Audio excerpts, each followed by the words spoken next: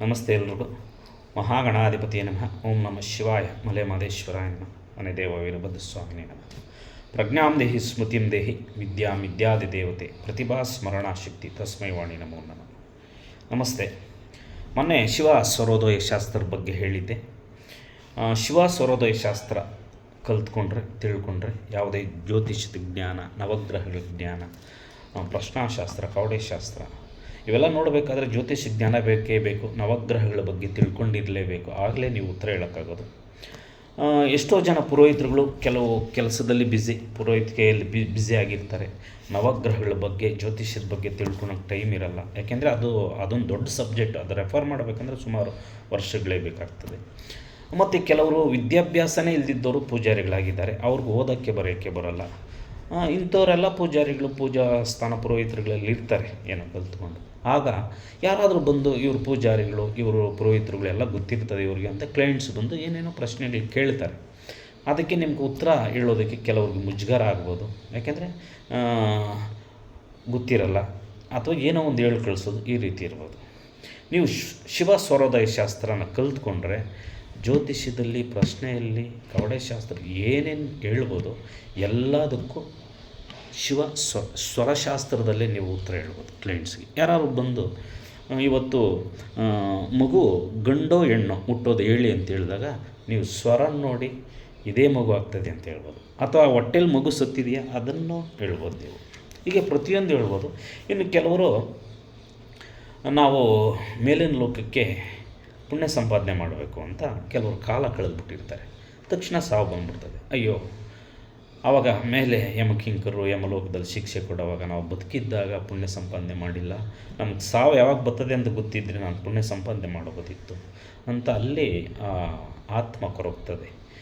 ಯಾರು ಹೇಳಿದ್ದು? ಶಿವ ಸ್ವರೋದಯ ಶಾಸ್ತ್ರದಿಂದ ನಿಮ್ಮ ಸಾವು ಯಾವಾಗ ಹೋಗ್ತದೆ ಅಂತ ತಿಳ್ಕೊಬೋದು.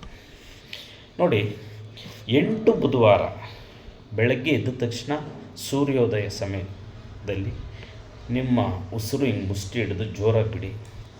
ನಿಮ್ಮ ಉಸಿರು ದಕ್ಷಿಣ ನಾಡಿಯಲ್ಲಿ 8 ಬುಧವಾರಗಳು ಬಂದರೆ ಇನ್ನು 15 ದಿವಸದಲ್ಲಿ ನಿಮಗೆ ಸಾವು ಅಂತ. ಅಂದರೆ ಈ ಬುಧವಾರ ಇದ್ದರೆ ಬೆಳಗ್ಗೆ ಸೂರ್ಯೋದಯ ಚೆಕ್ ಮಾಡಿ, ನಿಮಗೆ ದಕ್ಷಿಣ ನಾಡಿಯಲ್ಲಿ ಹೆಚ್ಚು ಉಸಿರು ಬಂತು. ಇನ್ನೊಂದು ಬುಧವಾರ, ಹೀಗೆ 4 ಬುಧವಾರಗಳು ಕಳೆದುಬಿಡ್ತು. ಆವಾಗ ಸಾವಿನ ಸೂಚನೆ ಅಂತ. 4 ಬುಧವಾರ ಹೀಗೆ ಬಂದರೆ ಕೊನೆಯ ಪಕ್ಷ ಏನಾದರೂ ಪ್ರಯತ್ನ ಪಡ್ಬೋದು. ಏನಾದರೂ ಹುಷಾರಾಗೋದು, ಅದು ಏನಾದರೂ ಚಿಕಿತ್ಸೆ ತಗೊಳೋದು ಪ್ರಯತ್ನ ಪಡ್ಬೋದು. ಅದು ಪ್ರಯತ್ನ ಪಟ್ಟು ಆಗಿಲ್ಲ ಅಂದ ಪಕ್ಷದಲ್ಲಿ 100% ಸಾವು ಹತ್ತಿರ ಬಂತು ಅಂತ ಅರ್ಥ. ಹಾಗೆ ಮರಣ ಖಚಿತ ಆಗ್ತದೆ. ಮರಣ ನಂತರ ಮೇಲಿನ ಲೋಕಕ್ಕೆ ನೀವು ಹಾಗೆ ಹೇಳಿದೆ ಪುಣ್ಯ ಸಂಪಾದನೆ ಮಾಡಬೇಕು ಅಂತ. ಮೇಲಿನ ಲೋಕಕ್ಕೆ ಏನೇನು ಬೇಕೋ ನೀವು ಬದುಕಿದ್ದಾಗೆ ಸಂಪಾದನೆ ಮಾಡೋದು. ಗೊತ್ತಾಯಿತು ನಿಮಗೆ ಇಷ್ಟು ದಿವಸದಲ್ಲೇ ಮರಣ ಬರ್ತದೆ ಅಂತ ಗೊತ್ತಾಗ್ಬಿಡ್ತದೆ. ಏನು ಪೂಜೆ ಪುನಸ್ಕಾರಗಳು, ದಾನ ಧರ್ಮ ಅಥವಾ ಆಸ್ತಿ ಒಡವೆ ಇವೇನೇನು ಮುಚ್ಚಿಟ್ಟಿದ್ರು ಎಲ್ಲ ಹೇಳೋದು, ಮಕ್ಕಳು ಕೊಡೋದು, ಅಥವಾ ಮೇಲಿನ ಲೋಕಕ್ಕೆ ಬೇಕಾದಂಥ ಪುಣ್ಯ ಸಂಪಾದನೆ ಮಾಡೋದು. ಈ ರೀತಿ ಮಾಡಿ ನೀವು ಪುಣ್ಯ ಕಟ್ಕೊಬೋದು.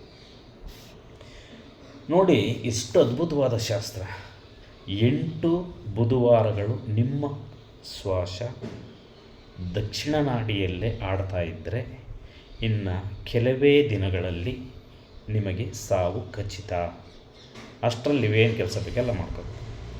ಅದ್ಭುತವಾದ ಶಾಸ್ತ್ರ ಅಲ್ವ? ಇದನ್ನು ತಿಳ್ಕೊಬೇಕು, ಕಲೀರಿ. ಪ್ರತಿಯೊಂದಕ್ಕೂ ಉತ್ತರ ಹೇಳ್ಬೋದು ನೀವು. ಇದನ್ನು ಕಲಿಯೋಂಥವ್ರು, ನಾನು ಆರಾಧ್ಯ ಗುರುಕುಲ ಅಂತ ಯೂಟ್ಯೂಬ್ ಚಾನಲ್ ಇದೆ, ಇನ್ಮೇಲೆ ಮಾಡೋಂಥ ವೀಡಿಯೋಗಳೆಲ್ಲ ಅದರಲ್ಲಿ ಅಪ್ಲೋಡ್ ಆಗ್ತದೆ. ಅದನ್ನು ನೋಡಿ ಸಬ್ಸ್ಕ್ರೈಬ್ ಮಾಡ್ಕೊಳ್ಳಿ. ಕಲಿಯೋಂಥ ಇಂಟ್ರೆಸ್ಟ್ ಇರೋ ಶಿವ ಸ್ವರೋದಯ ಶಾಸ್ತ್ರವನ್ನು ನನ್ನ ಕಾಂಟ್ಯಾಕ್ಟ್ ಮಾಡ್ಬೋದು. ಒಳ್ಳೆಯದಾಗಲಿ ಎಲ್ರಿಗೂ. ನಮಸ್ತೆ.